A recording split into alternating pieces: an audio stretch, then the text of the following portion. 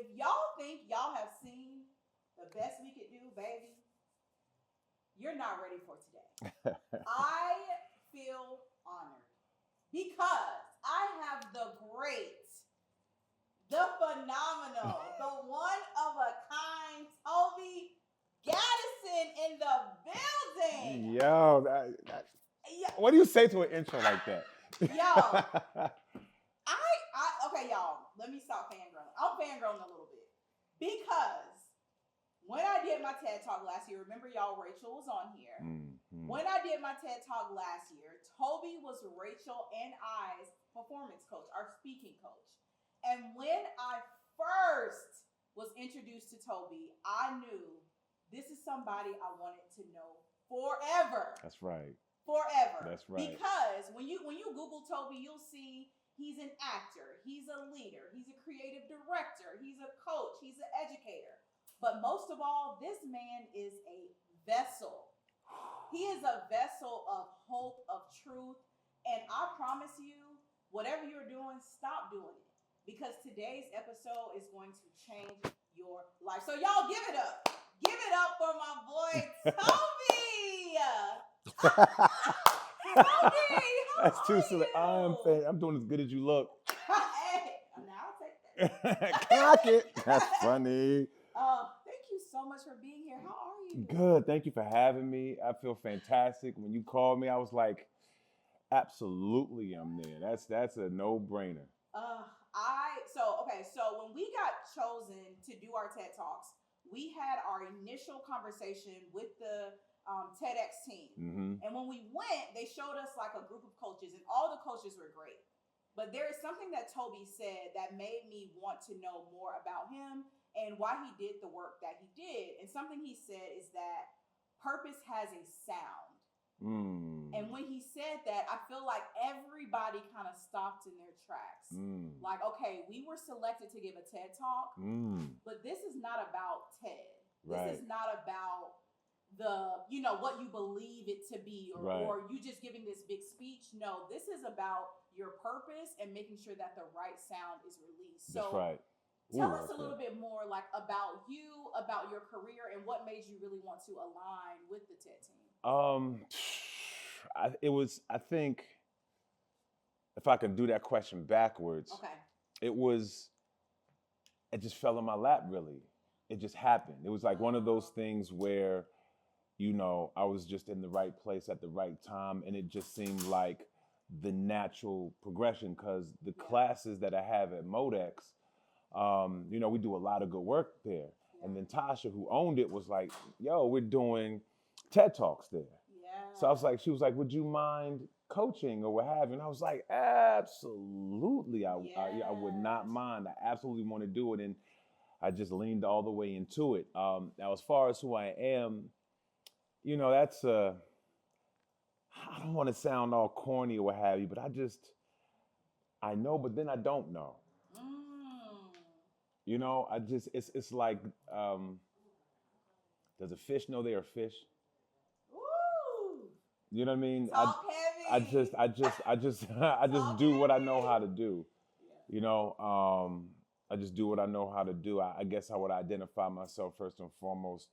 I have to identify myself as a child of God, because I gotta be a poster boy of God's grace. I have to be, because I feel like I've lived a very Forrest Gump kind of a life where I really can't say my hard work got me here and my hard work got me here, because there's a lot of times where I've worked hard and it didn't work out. So, I just try to do what I can do in the moment, and then these things just happen.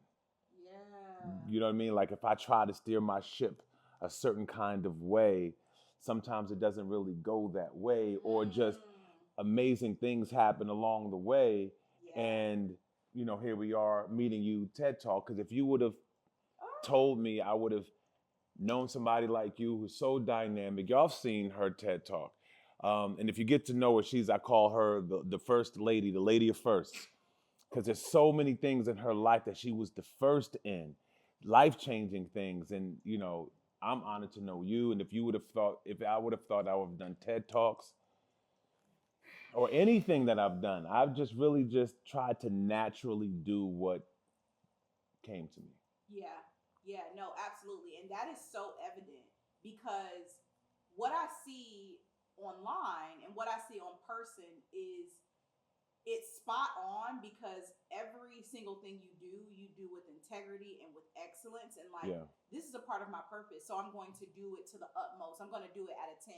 So it's not like you all are an actor, so I'm not going to give you my full. It's like, no, I'm going to give you everything I have. And at the Actors District, I'm going to give you everything I have. Yeah. Because it's clear, like you're saying, that I am constantly walking in purpose. So whatever lane I go in, I'm going to make sure I show up as my fullest self and really honoring, what God has given me. Yeah, to the best of my ability. Yeah.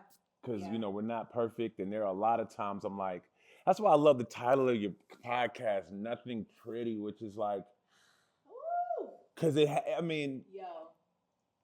it's been glorious in a lot of parts, but the journey isn't necessarily pretty. For some people, it just may be. Some people, everything falls in the right way. And I guess in the grand scheme of things, it does for us too, but it just doesn't feel like that sometimes. Okay, I have these questions, but I have to pause. Yeah. We have these ideas, but they don't fall in the right way. Mm-hmm. And sometimes when things don't fall in the right way, people quit. Mm-hmm. So if you don't mind, would you tell them your race story? I have to. Tell them about the movie Ray. All right, so when Ray came about, I'm going to just give you some context. I was living in New Orleans at the time. I had just started my acting career. I had just said, yo, Lord, I want to do this for the rest of my life when I saw Devil in the Blue Dress. Ooh. Denzel Washington and Don Cheadle. Now, anybody who knows me knows that I'm a Denzel dude. But when I saw Devil in the Blue Dress, I was like, yo, who is this dude? And it was Don Cheadle. His performance was like captivating. I would lean in and I said, yo, I want to do this for the rest of my life. Because I just saw what he was able to do. And so literally, I want to say a good 3 months after that, I got the audition for Ray or heard about it. And so my agent at the time, which is a whole nother story, how I even got an agent, she was like, do you want to audition? I was like, yeah. So I go to the audition, and Taylor Hackford was an Oscar Award winning director. He directed Officer and a Gentleman with Lou Gossett Jr., who wound up in his last year and a half of his life became a close mentor of mine. I told you I lived a very Forrest Gump kind of a life. So there was no way I could have planned that out. But moving forward, he goes, man, you did a good job. Audition was flawless, da-da-da-da. But this character plays the trumpet. Do you know how to play a trumpet? Raquel, without blinking an eye. Of course. Know how to play a trumpet? Sure. You kidding me? This is New Orleans. Everybody lives and grows up with a trumpet in their hand. I didn't know how to play nothing. So I went and I got a trumpet, and I didn't know how to play, so I went to the local university, and but I went to Howard, so I know about like the practice rooms and the fine arts. So I went to the practice rooms in their building at University of New Orleans, and I found like a trumpet player. I camped out there for like 3 hours, and I was like, "Well, you play the trumpet? Can you teach me?" And homeboy just showed me the scales. So for a straight week, for 12 hours a day, I was practicing this trumpet, and I tell everybody, I got progressively worse. It was so awful. But in that process, I could break the trumpet down and assemble it with my eyes closed, because all I kept doing was this. I would study Mo Better Blues, study trumpeters, study Miles Davis. I would blow. I couldn't play. If they had a gun on my head, I'd be dead. Play the trumpet. All right. You might as well just shoot me now, cuz. So, make a long story short, they sent the musical director to my house, and I let him in, and I said, Lord, this is either going to be the greatest miracle or the greatest embarrassment of my life. So he comes in, and I go, hey, man, how's New Orleans? how you like New Orleans? I'm taking my trumpet, I'm shining it, I'm putting it together without looking at it. I'm looking at him making conversation. I go, how you like New Orleans? New Orleans good for you? Have you tried gumbo, the shrimp etouffee? Oh my God, bourbon straight is not all that they cracked up to be. I'm putting the things on. And then he goes, you ready? I said, yeah. So I get my trumpet ready and I inhale and I go, and as soon as I get to the top of my inhale, I'll never forget this. Raquel, the man goes, you ain't got to play. You look like you know how to play. My God. But I tell everybody this, but this is me being stupid. Are you sure? I said, you sure? Because, he's like, nah, you look like you know how to play. Yeah. And then the rest is history. Listen, the reason why I think that story is so important is because oftentimes I believe in my life, what I am learning on my walk with God is that sometimes he wants to see you take the step. He wants to see you take the steps. That's why I thought the podcast, Nothing Pretty, has to be about process. Has to be. So what is so powerful about that story is that you went to the university to learn what it takes, but to keep it a buck, I think God was like, I know he's not going to get great at it, but let me see if he's committed enough to walk through the process. What if he... I'll start running. What if he always knew you wouldn't have to play it, but he couldn't tell you ain't gonna really have to play it? Right. Because if he told you that, then you wouldn't have learned. Like you said, I'm putting this together and he's not even looking. Yeah. Like he's not even looking. It would have been in my own strength. Ooh, there are times where we have this term called self-made. And yes, you put in the hard work, but who gives you the strength to do it? Yeah, you have the ingenuity, but who gave you the ingenuity? Who gave you the thing to even want to do it in the first place? Because it could have easily been, I've 12 hours a day for a straight week, quit my job and practice, and that's how I got it. Is a very dangerous word. Very dangerous word. But he wanted the glory because now the story is, I put in all of this hard work. When you saw me, you saw that trumpet. 12 hours a day, I was, and then the frustration of after the third day, 48, I was 12 hours a day I would eat to not even being able to produce an intelligible, legible sound. Jesus. And then knowing I'm getting progressively worse. And then for him to go at the very last nanosecond of a nanosecond, for him to go, you look like you know how to play. I can't clock that. That will make me run around this room. And then from there, I performed. I met Clifton Powell, who doesn't know to this day that he has a large part to do with who I am and how I am as a coach and what I know as an actor. Because he pulled me to the side and goes, you got a lot of good energy. Oh, you were really good, young brother. But you know what? You need a little bit of training. Go grab yourself a notebook and a pen, little nigga. Wow. And I just kind of stood there. And he goes, didn't I say go get a notepad and a pen, little nigga? Take some notes. Right. And my bad, Mrs. My bad, Pinky. My bad. Yes. And he gave me a book he told me to write it down. He said, you need to research Respect for Acting, Uta Hagen. Now, I didn't know who she was, but as an actor, you know who she is. She turned out people like Robert De Niro came through her program. Al Pacino came through her program. The great Whoopi Goldberg came through her program. And then years later, I went through her program in New York. When I went back to Philly, I would go to New York to Philly, 5 o'clock in the morning to go to her school. She had passed by then, but my mentor was her protege. And so, but I don't think would have been on that path if it wasn't for him going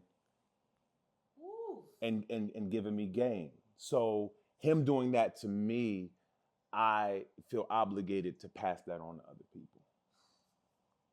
Because you never know the information that you give to somebody, or the love or the compassion or just the attention and the care, how that's going to change the trajectory of somebody's life and purpose. And then they are the touch point to other people's lives. Because you're touching hubs of the wheel that you'll never touch, but you'll touch them by touching one person. And that's how the devil works. Because if he could stop you, he doesn't have to worry about the masses of people if he could stop you. Because he knows your influence. And that's how God worked too. If I could bless you and get you on the right road, you're going to unlock a whole lot of people. And that's why Nothing Pretty is so dope, because for those of us that are in this process, maybe that's why we get so much warfare and so much pushback. The pushback ain't always in disobedience. Sometimes you get more pushback walking in. Think about the people in that boat.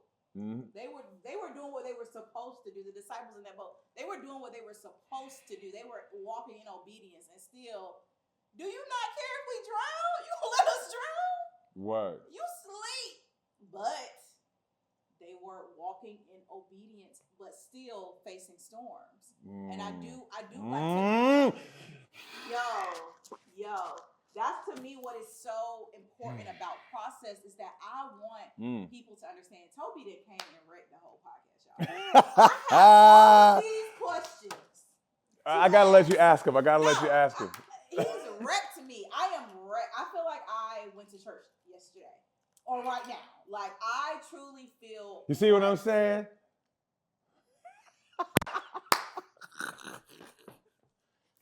He said, let me tell you something. I know you have a plan, but we're about to talk about something else. But no, truly, that to me is why talking about process is so important. Yeah. Because I want people to know that you are not any less special than anyone else. Yeah. The people that made it, the people that accomplished their dreams, they just committed to the process.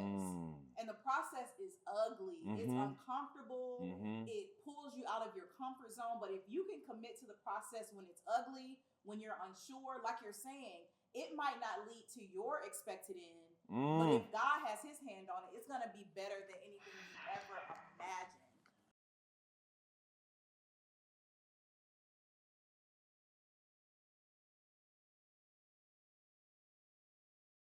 Yo, can I piggyback on that just real quick? Because this is what I have to remind myself. Because again, like you said, that process, it be making you want to quit, doubt yourself.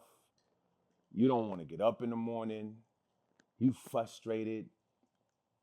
And this is why, like my pastor be saying, don't sanitize your prayers, because sometimes you be talking to God crazy. You know, but that's the part about commit. It's no coincidence why the exact same word that we use to call somebody dedicated is the exact same word we use when we put somebody in the crazy hospital, and that's called committed. When you commit somebody, because we think they're crazy, but when you're committed, it feel crazy. You look crazy. Yeah. You think you crazy because you singing things that nobody else can see. You living in the reality nobody else can see but you. And we call those people crazy. There's a dude, if you from New Orleans, you've seen this dude. I don't know if he's still there or not, but before Katrina, he used to stand on the corner with a rainbow hat on, with a Bible in his hand. Every time he passed, he'd be just dancing on a corner. And we conventionally would call him crazy. Yep. But we don't know what he's seeing. Ooh. Come on. We don't know his reality. Come on. So when you believing in something, like would be clinically called crazy. For you to come from where you come from, go to Chicago, create program after program, go to California, create another program that is literally responsible for the lives. There are people living this is one of the most profound and powerful things about meeting you and knowing you and working with you, that you said, you had the audacity to go, we could do this a different way. Develop a program that affects women's health, that improved what the fertility rate of like 70% or something crazy like this. Yeah. That's 70% more babies that are being born, and we don't know who those children are or who they're going to come up to be. No. That's going to affect our lives. Yeah. I have the courage to be crazy and commit. That's the name of the episode. Have the courage to be crazy and commit, because y'all, thank you, Tobi, Tobi is one of the first people that made me see my story as significant mm-hmm. and see how it's not about me. Like, to me, that's when my TED Talk changed, because you reminded me, like, no, your audacity wasn't for you. It was to unlock something in other people and allow other people to live lives that wouldn't be possible if it weren't for your audacity, you know? And so I truly believe, like, God put you there on purpose to make sure that I saw my story as more than just, I've just been in this long process. I've been in school for every year. I created these first, but like, it's just, my mental health is ruined. I'm tired. I gained 1 million pounds. It's like, because sometimes when you're going through process, it feels defeating. Yeah, it does.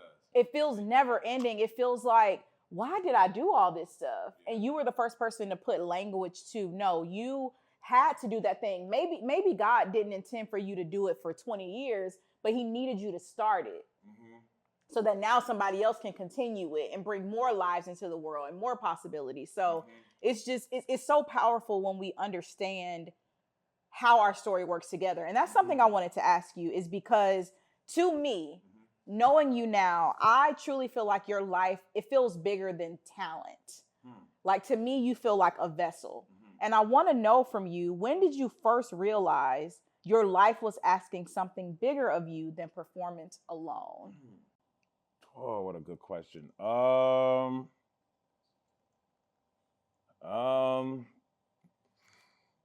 what a question. I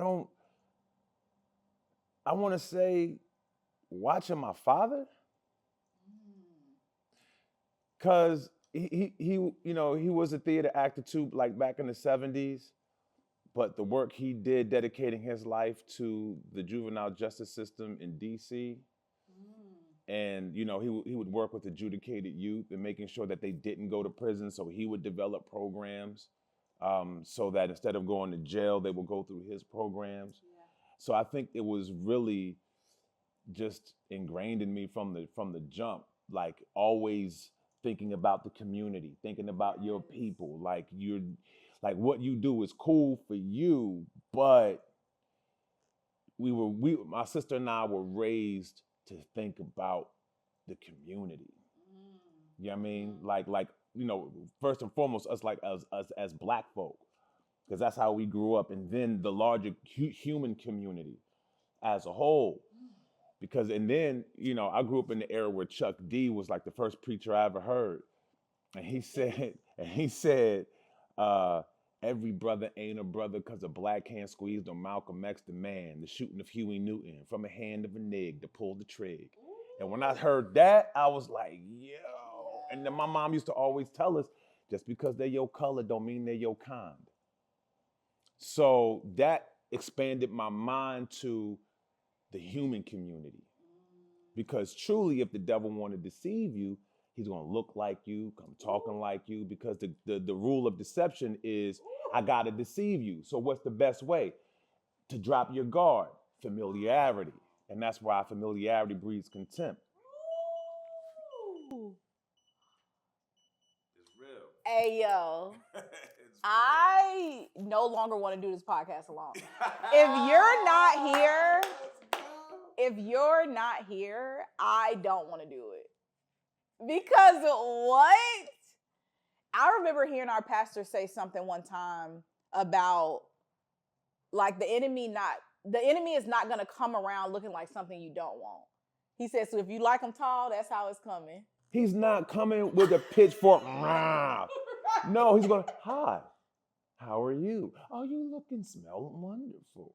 So you're like, oh, because I have to make you feel comfortable. To infiltrate.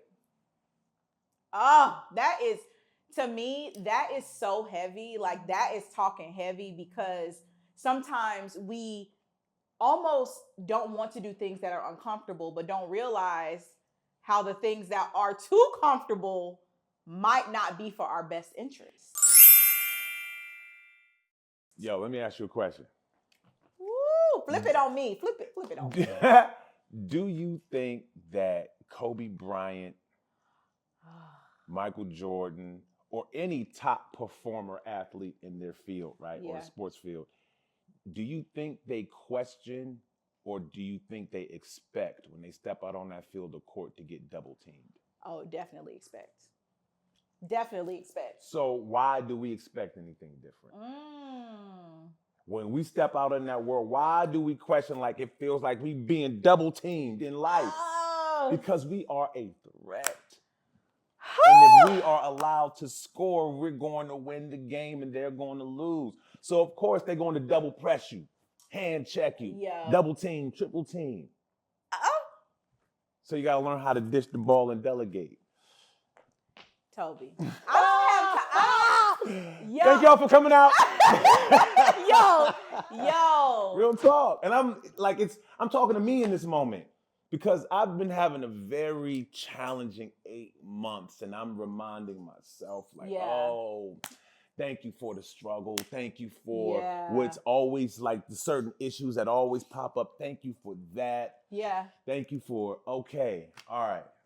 And I've been, and then we get ignorant sometimes. We'll be complaining to God, but He'll make a way every time. Even if it's just, all right, it may not seem like abundance to you, but I'm going to give you just what you need here, just what you need here, just what you need here, just what you need here. Just keep strengthening that faith muscle. I'm gonna give you, Yeah. And I truly, and to me, what you're saying, you should have been guest number 1. I wish I could delete all the other episodes and come back to this. Because this is what I feel like I was trying to articulate, but I didn't have the words for. Yeah. Is that if you are in process, you can expect to be double teamed. Yeah. Like if you're in process, expect for it to be hard. Yeah. Expect for it to be challenging. Expect for you to feel like I'm doing the wrong thing. It should not be this hard. Right. To me, that's how you know you're in process, because it should feel heavy and almost like you feel like you're kind of pushing against the tide. Yeah. But I read something that said it's your tuition. Yo. Is that why we call it intuition? I'm about to throw these cards out. I don't know. I'm just asking questions. I'm about to throw these cards out the window. But look what Kobe and them did though, right? Like they just got better because of it. And then we praise them for the mama mentality and how they are because of what they were able to overcome with the double team. Real. What they were able to overcome with the double team. The obstacles and the struggle is a tuition you pay to say this is the dream that I want to. If you want to say this is the dream that I want to have, you got to prove it. Yeah. Prove it. Ooh. Prove that this is what you really want to do. You want to be a creative. You want to be an actor. You want to be an athlete. You want to whatever you want to be. Prove it. Can I apologize to Jesus on air for complaining about the last 8 months? Lord, I'm sorry. Jesus, I am sorry. Thank you for your forgiveness. Thank you for your blood. I am sorry. I'm sorry. I'm sorry because I was complaining. I'm gonna have to put trigger warning before this episode. Let's pause. Let's pause. Let's take a break, and we're going get to the questions. Let's get to the questions. We gotta get to the questions. Let's take a break, and we are going to come back with our listener letter. This listener letter, I don't know what is happening, but they have been so aligned with the episodes that it is freaking me out a little bit. But let's pause, and we'll come back with the listener letter who truly aligns with what we're talking about today.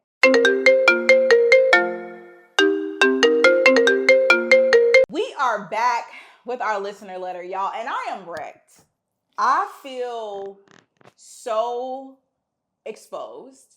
I feel like I've been to church. I feel like I've been in worship. Tobi has totally taken the the roof off of this thing. Everything I believed about Nothing Pretty has been just completely unearthed in this episode. So let's get ready for our listener letter. So our listener letter this week is from Quay. So Quay says, Raquel, what up? It's 2:13 a.m. and I should be asleep, but I found your last video on YouTube after my latest doom scroll and decided to reach out. That's real. So here's the thing. I really think I'm meant for more, and that sounds dramatic, but it is the truth. I have this feeling in my spirit that my life is supposed to be bigger, fuller, and more aligned than what I'm living right now. Not bigger in a fame way, bigger in a truth way. Like I know I'm not here just to pay bills, be responsible, and keep postponing the real things I want because I'm scared they won't work. The problem is I cannot tell if I'm being called higher or if I'm just restless and romanticizing a different life because this one feels hard. I've spent so much time being practical, being who my family needed me to be, doing what made sense and making the safe choice. And now I'm at this point where every part of me feels tired of living by default. But starting over feels expensive. Emotionally, financially, spiritually, all of it. There are things I want to create, but I keep freezing.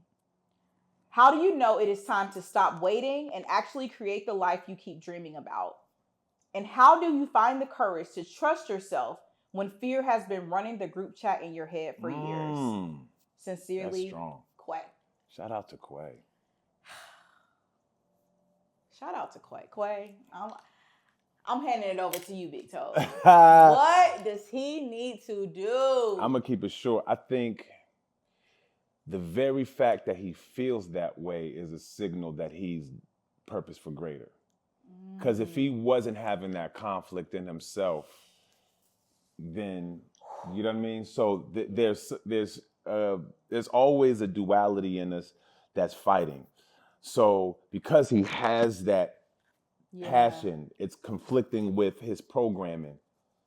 You know what I mean? With his with how he's been conditioned. Yeah. From parental expectations, people expectations. Yeah. His own self-doubt or what have you, and then that call in his life to be greater. You're supposed to be greater because you already feel it. Ooh. You know, there's a beautiful line of scripture that says that, paraphrasing, that says that it's God in us, not the God, but it's God in us that makes us want to do of his good pleasure and of his will. So that thing that keeps you up at night, that's warring against the doubt, that you see the vision and you may not see all of it, but you feel that urge. Yeah. That's God telling you to go ahead, and you have to give yourself the green light. Because nobody else is going to hold it for you. Nobody else is going to go, they may pour into you, but they can pour into you, encourage you all they want. But it's up to you to go, I'm going to do it. Because God has given us the gift of free will. And that's the power of free will. Yeah. So you can either hold yourself back or... And you said something powerful. God has given you the green light. But you have to give yourself permission to go. Like, that's the bottom line. Like, God can give you a nudge, but because he is a God of free will, he's not going to give you the nudge and then, like, get your feet and, like, go like this. Right. He ain't, like, you have to, like... He didn't create us to be robots. Exactly. Yeah. So you get a nudge to say, I need to create this video. I need to reach out to this person. That's not by chance. Right. You get a spiritual nudge. And the thing is, God is going to get it done with or without you. Okay? So when God gives us a nudge and you don't move on it, he going to give it to Zay. Then he going to give it to Jordan. Then he going to give it to Tobi. He going to give it to... because he's asking somebody, I'm trying to put something in the earth, and it has to be created with or without you. That's the thing. And here's the thing. And when you decide to pick, God is so dope and so much God that even if some other people pick it up, it doesn't necessarily mean that it's lost from you forever. It just, until you decide to pick it up, he can give you another dope part and another dope aspect of it. So it's never truly lost. You just, because it doesn't come from us, it comes to us to go through us. So as long as you tap in, you can always, you know what I mean, be a part of the reindeer games. But if you don't want to be a part of the reindeer games, It ain't God's fault. Because we decide, and we be blaming God for a lot of times, but it ain't his fault when it's our decision. Like. Yeah. I'm trying to steer. Right. You ever try to get an animal to do something or a kid to do something? Like, no, go over there. I don't want to. Yeah. All right. What do you want me to do? I'm trying to tell you. Trying to tell you. Trying to tell you. Or just people. Nah, I'm trying to tell you. I don't feel like it. I told you. Yeah. No, that is so real. And I truly believe that this is such practical advice, because typically sometimes we do feel like we're meant to live a bigger life. And in this economy, we don't want to underscore what is happening. We are in a war. There is so much happening. People are losing their jobs. People are barely being able to make ends meet. It is a tough time in the world. We're not underscoring that. However, if you feel called to greater, it is up to you to take that and run with it. Like, take the arrow and run with it. Whatever nudge you have to take those steps. Yeah. And there is something that we do, Tobi, here called the next brave thing. And so for Quay, what would you recommend he do if it's just one small, like, unglamorous step that he can take? One small step that he can take to help him start to lean into that greater life. Like, what is one thing he can do in the next 24 hours to commit to that? Oh, cool. Ask himself, get a pen and a paper, sit down in silence, pray, meditate, and then in the middle of it, at the end of it, ask himself a question. What would he do if he knew he wouldn't fail? And then literally write it down and don't self-edit. And then just, and have him, like, ask God, like, yo, show me. And he'll never fail. Show me what you want me to do. Yeah. Because I got all of these things. Give me clarity, give me wisdom, give me direction, and I'll write it down. And he could just sit here with his pen. And then whatever, he feels in the inside of himself, what comes in, write that thing down. Yeah. It's all possible. Yeah. It's all possible. And I hope that from this episode, that is what you feel. Like, I feel so lit up. Like, there are very few times where I feel like, in this moment, in my body, in this chair, looking at you, it feels like a divine encounter. Even with, like, my Morehouse babies, this room, I feel like this is a divine encounter. And that is how I feel every time I am with Tobi. Word. And likewise. I hope that you know that God is using you. Word. You are a vessel of truth, of hope. You give us permission. You give us permission to believe that God does have a greater plan, that we can be co-creators in this life, that we can kind of walk out this will he has for us. And it was an honor to be your student. I look forward to continuing to be your student. Like, I cannot thank you enough for being here. Like, this episode, I feel like it needs to be a part 1, 2, 3, 4, 5. Like, I have no more words. I'm not asking no more questions. Yeah, hold until next time. We gotta we gotta do a part 2, because this has blown my mind. Yeah. Tobi, thank you so much for your yes in your life. Like, so many things happened that could have stopped you, but instead you keep gifting us with presence and with teaching and with creating and leadership. Like, your life is a blessing, and I just want to say thank you so much for being here. Yeah, no, thank you for having me. Just thank you for being you. And I feel honored just being your friend, being connected. I think you're dope. You know what I'm saying? Hey! Yeah. Nothing pretty. Thank you so much. And thank y'all so much for coming to kick it with us. Tobi, if they want to find you online, where should they go to find you? Okay. So you can find me at on Instagram, the Actors District.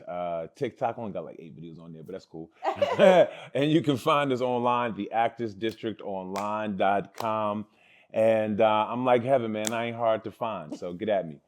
Thank y'all so much. We'll see you next week where we are continuing to teach everyone that purpose is nothing pretty, but it is worth it. See y'all next time. Peace. Bye.